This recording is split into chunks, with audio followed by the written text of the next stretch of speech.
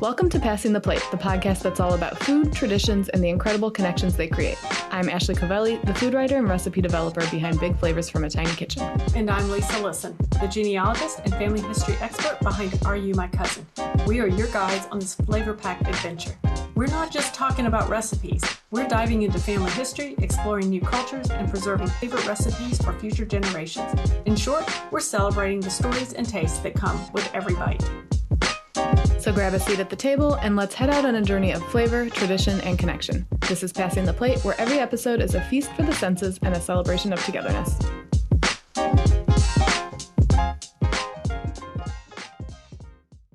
In this episode, we're going to be discussing the sweet side of Halloween candy. So whether you are Team Candy Corn like I am, or Team Reese's Peanut Butter Pumpkins and Bats like Ashley, we hope you'll enjoy this episode about treats without all the tricks. So anyone who knows me knows that I am a huge fan of all things Halloween. Lisa, do you have memories of childhood trick-or-treating? Oh, absolutely, of course. And I can tell you trick-or-treating is even a bigger deal now as an adult because our street goes all out. Okay, just so you know, we are recording this in September? And mid-September, and the skeletons have already made an appearance on the street. I love keeping up with what current costume are the skeletons across the street from Lisa wearing virtually with her when we have our meetings. Yeah, okay. They're mostly just hanging out and waving at people on front porches right now, but I'm sure it's evolving. It's an evolving process that will be happening throughout the month of October until Halloween. But you asked about trick-or-treating memories for me, and absolutely we had those. I trick-or-treated, every year in our neighborhood, and we had a rule though, in our house. My parents said I could only go to houses with lights on, and of people that I knew. So we had, they had to have lights on, and I had to, we had to know them. Oh, so both, not or. Both. Right. But to give a little bit of context to that, when I was at the age of trick-or-treating, we typically lived in street neighborhoods, and they were in a circle. We lived on the circle. And so we typically knew everybody in the neighborhood anyway. So that really wasn't an issue type thing. We did know everybody. The other thing was I was not allowed to eat any of the candy until I got home and mom or dad had looked at it and inspected it for safety. So candy tax. What? Did they take a candy tax? Is that why? No, I'm just kidding. Oh, no, just for safety, because that was, I was growing up and you were hearing about people. Oh, yeah. Doing things they shouldn't. And so, if like a piece of candy was opened, I wasn't allowed to eat it. And probably what it was is it just, was something pretty innocent that, how you buy a bag of candy and one of them might be opened or whatever. So, but we didn't eat those. That reminds me, there was one year when my son was 4 or 5 years old, and we were trick-or-treating around our neighborhood, and I saw one woman with her hands grab M&Ms without any sort of packaging and put them in my son's trick-or-treating bag. And as soon as he did his little walk back toward me, I was like, do not eat those. Do not touch those. Because, I'm sorry. I'm not a super germaphobe, but I don't know what this person did. I don't know what she's up to in her house. No, thank you. I did trick-or-treat as a kid. I always had a lot of fun. Me and my friends would at the end, we would dump our candy out. I love sorting, how many Reese's did I get? How many, Tootsie Rolls, whatever. And then we would swap hey, I'll switch you, 2 Jolly Ranchers for 1 Snickers or whatever. So there was a whole bartering thing involved. But there was one person in my neighborhood as a kid who would give out pennies, just single pennies. So I was like, okay, that's an interesting choice. And then there was a dentist who would give out toothbrushes. Oh, so we had a few characters. There was always a dentist in the bunch. Yeah, definitely. But somebody in our neighborhood one year did give my son, was it a dime? She had run out of candy. So she gave him a dime, and I had asked him later on what was his favorite thing that he got, what favorite item, and it was the dime. So that's I guess cool. Inflation, since I was a kid, it was a penny, but now a dime. Well, it's interesting. Excuse me. you brought up the thing about the dentist. Well, so when my kids were trick-or-treating, and we kind of had the same rules that I had growing up as well, but my children, when they were actually elementary school, like first, second, third grade, they had braces. So my children spent a lot of time in the orthodontist chair. Oh, yeah. Well, so, there's not, no gum and no hard candies. And there's, nothing chewy, nothing da-da-da-da. There are a lot of limits on what you can and cannot eat when it comes to candy and that type of thing. So I used to get a magazine when the kids were little called Family Fun. And I think it was one of the Disney publications maybe. And they had, I got this idea in there that they were talking about trick-or-treating and when children can't eat the candy. So they were looking more from like children who had diabetes or had health issues. So what they would do, the children and I would take them trick-or-treating. We trick-or-treat just like every other kid in the neighborhood, right? But then they would come home and I would buy back their candy. So when there was candy in there they couldn't eat, so hard candies, chewy candies that they couldn't eat, then I would buy it back from them for like a quarter or a dime or so. I don't even remember how much it was at that time. And then the next day we would take that and we would go to like the dollar store and they could pick out whatever they wanted, that type thing. So, and they usually got to keep candy. Things like chocolate and Reese's cup, things like that they kept those because they really loved that. And so, and they could eat that perfectly fine. But it was really a great way to keep them involved so they didn't feel like they'd been slighted.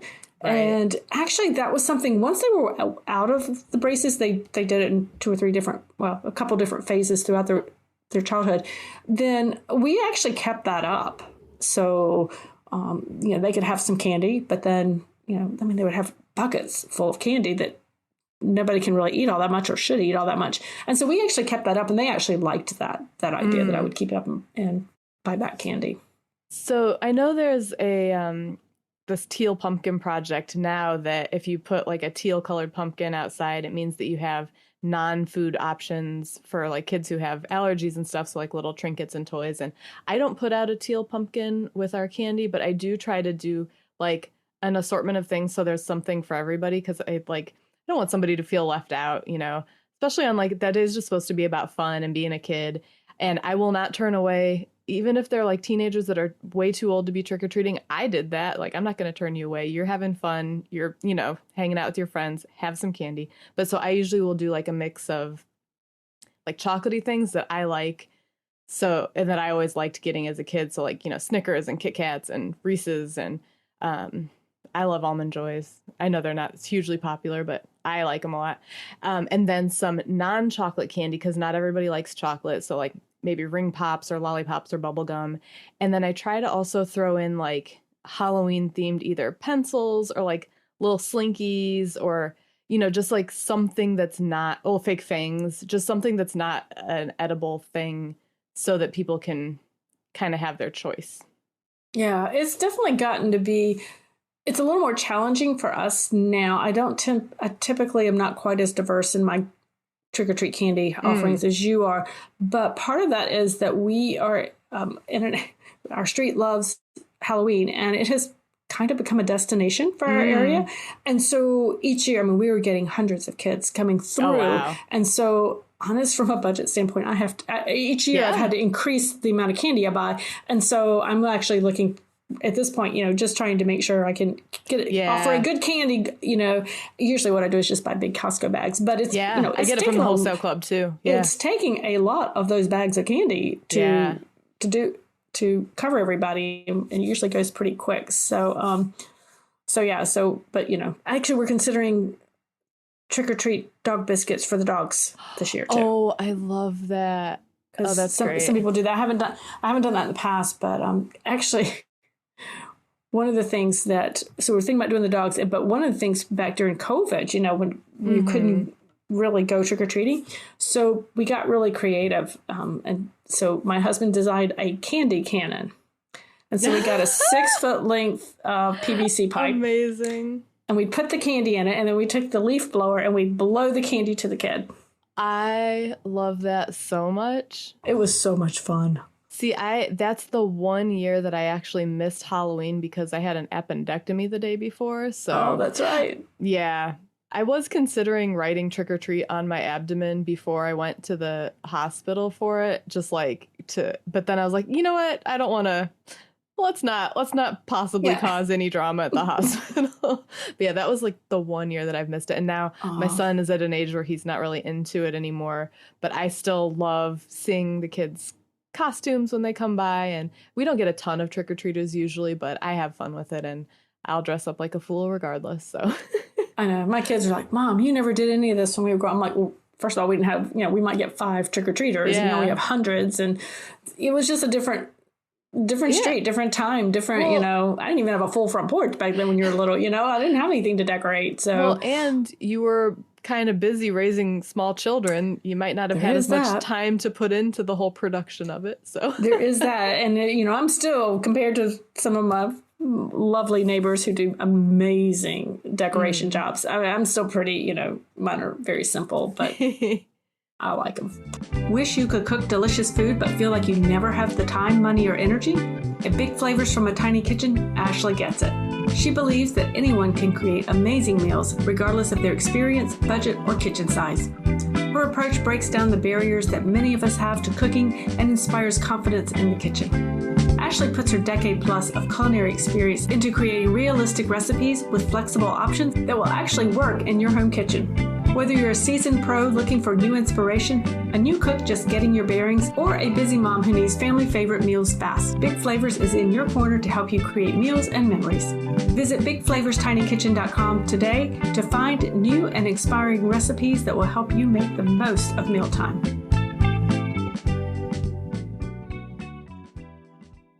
We decided to look into the history of how trick-or-treating started and came across a lot of mixed information about it, but we figured we'd share a little just to give some context to how this tradition of going to strangers' houses for candy came about.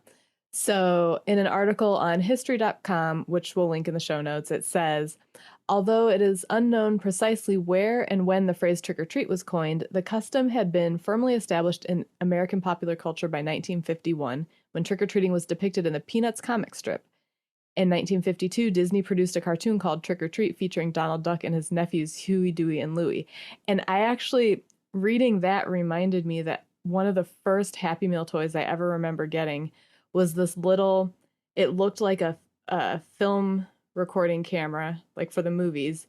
It was tiny, and you put it up to your eye, and you turned the little knob, and it would play a Mickey haunted castle kind of thing where he was putting on a sheet and being a ghost and scaring, it was just so funny how something like that you can totally forget about, and a little mention of something somewhere will like jog that memory, I actually remember that too. I hadn't thought about that. So yeah, that's a cool memory. Yeah.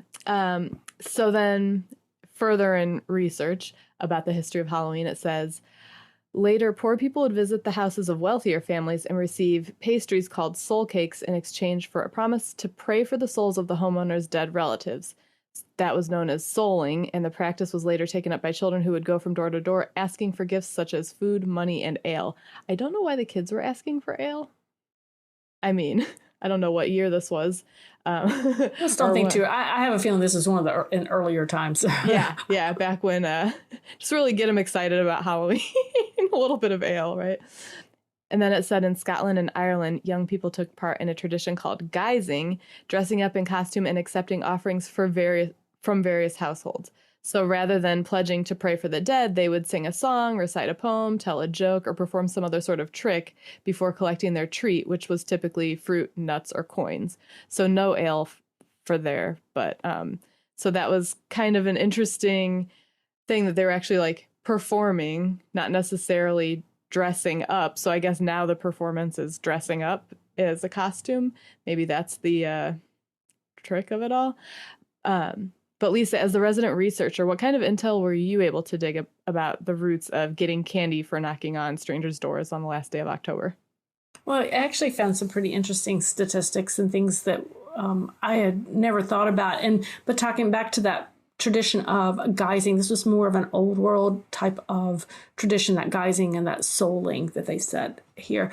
And it was really, I found by the 1920s, pranks had really become the Halloween activity as opposed to, like tricks and performing. It was really more of the pranks that was coming from the rowdy young people, let me say. So one of the things that I thought was really fascinating is I really wanted to dig in to see a little bit more about some of how much Americans really into Halloween, from a monetary standpoint, because trick or treat Halloween was very simple growing up. Your decoration was a pumpkin on the front porch. If you went beyond that, boy, you were really going over the top. Yeah, you were frankly rich if you went beyond that.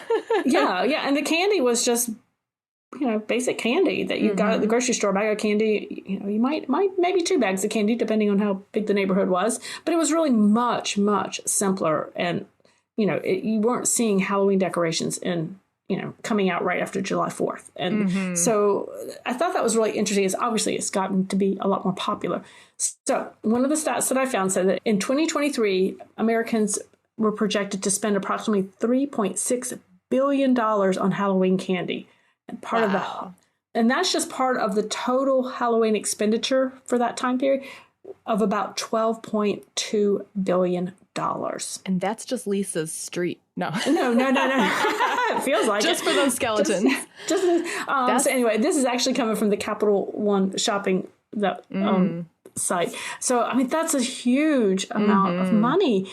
Household budgets. So that the average household budget for Halloween candy in 2023 was around $31.93. I feel like that seems low, but I guess there are some places that don't spend. Well, I was going to say, it seems low, but when you think, I mean, this is for, this is all the households in the U.S. Right. And so you do have a lot that would not be necessarily participating. Yeah. But 96% of American households purchase candy for Halloween. Now, that doesn't mean that they're going to actually be trick-or-treating. I mean, they might be just eating it because... Yeah, I was going to say, I wonder how many of those people are actually giving it out. Could be eating it, could be... Okay, I have a candy corn expenditure every year. So anyway, just kidding. But no, I mean, there's a lot of candy out there. There's a lot of temptation. And when they put it out in September, the 1st of September, and you buying a head for your Halloween, and then guess what? You have to rebuy again because it gets eaten kind of thing. So the real life hack, though, is to buy, if you want candy for yourself, is to buy it on November 1st because it's always marked down like crazy. Oh, yes. Okay. Not that I'm encouraging that, but just a secret. I've been known to I stock up on Cadbury eggs the day after Easter. Just saying. Hey, that's another episode. That'll be another episode. But that's when you buy your Cadbury eggs before they go away.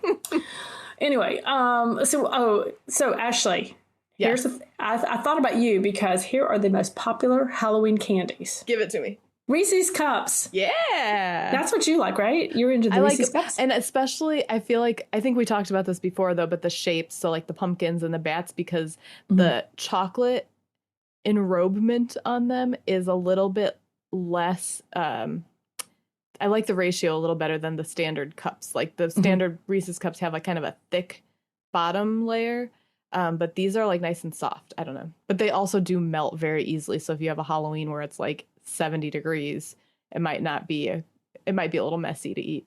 That can actually happen here. Yeah, it can happen here too. yeah. So we had Reese's Cups, Skittles. 1. Oh, okay. Starburst, which kind of surprised me a little bit, and Sour Patch Kids. Oh, interesting. So only one chocolate. That's wow. That's kind of I thought that was interesting. So the fruit flavors, I will say I love Sour Patch Kids. I don't know that I've ever had any.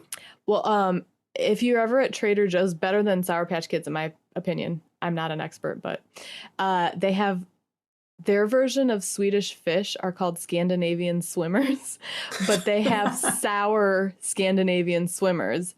And those, because they're like really plump, but they have the sour coating, they are so good. So good. Oh, I'll have to give those a try. Yeah. I was surprised about the Starburst, though. But those are real chewy.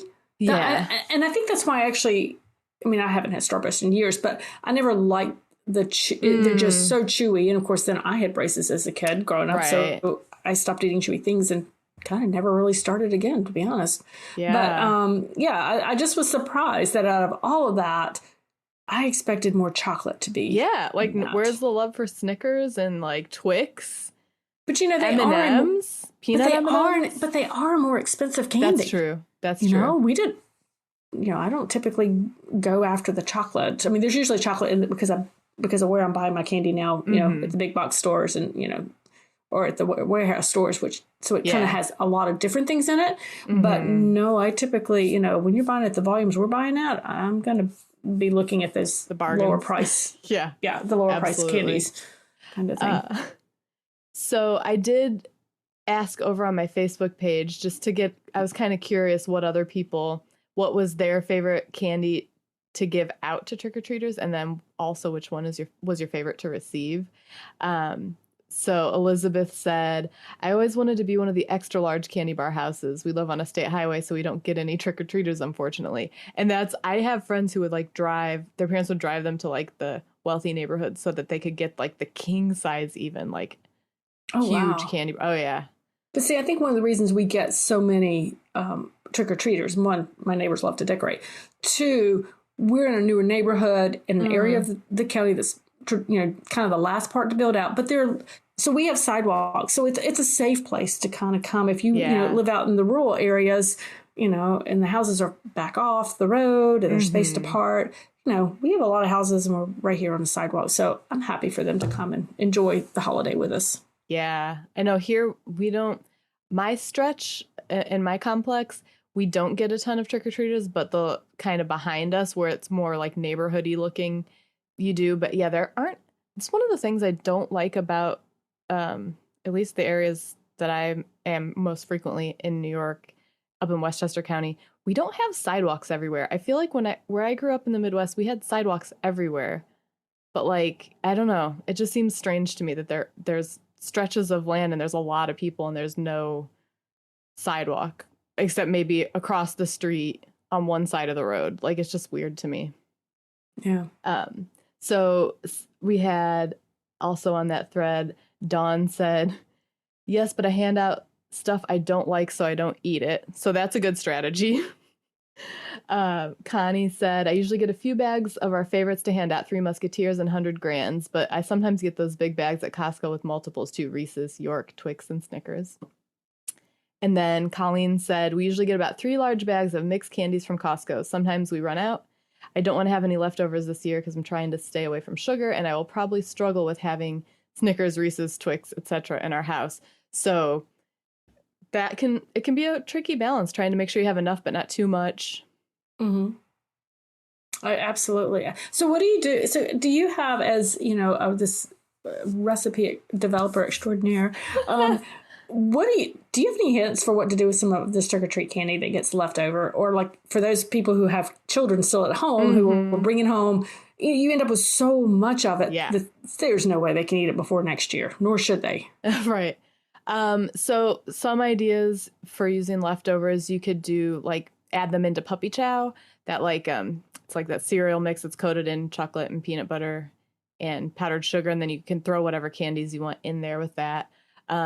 You could chop it up and put it in cookies, like kind of how you would do like a chocolate chip cookie, but just put in like chop up, like say a Snicker bar or something instead of that. Some people do like bark, like the, chocolate candy bark, where you melt chocolate and then you sprinkle things on top while it's still wet. And then as it firms up, it kind of connects to it and then you can break it apart.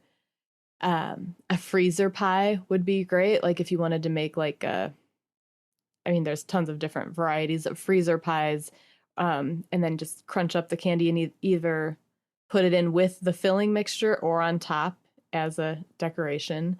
And then my big suggestion is some places will take it unopened, obviously, as donations. So you could check with your local library, the police department, fire station. And I know like some dentists even will take it as a trade-in. Oh, yeah. So just, I tend to like to, even with like baking or anything, when I have extras or if I make extras, I like to try to like donate it to where it can like bring some smiles to somebody. So, that's a great idea, and that's easy too. It's easy, and I think it's something that the children can do, and I love that idea. Yeah, I'm actually just kind of surprised though, in all our baking and things, it never occurred to me to actually like chop up a Snickers bar and put it in a cookie dough. Yeah, why not? I have no idea. Yeah. Because I cook with recipes, and if it doesn't say on the recipe, I probably haven't done it. So see, yeah, you can try it out. Well, and then the candy corn you can just dump in the trash because that's where it belongs. No. She went there, guys. I did go there. Went after my candy corn. I will say, my friend Susie, I think I mentioned her on the last episode, but her website, wearenotmartha.com, she's got a ton of candy corn recipes. So we'll link that in the show notes also. She's got your like candy corn martinis and like all sorts of, she's probably got cookies and I went and looked at them. I'm like, yeah, I could be her taste tester. I mean, yeah. Every few years I try them. I'm like, maybe I'll like them now. I'll try one. It's like, no, that's just wax. Because you're a super taste. I don't have any taste buds. I'm not a super taste. I don't have enough taste buds to know the difference, I guess. Oh my goodness.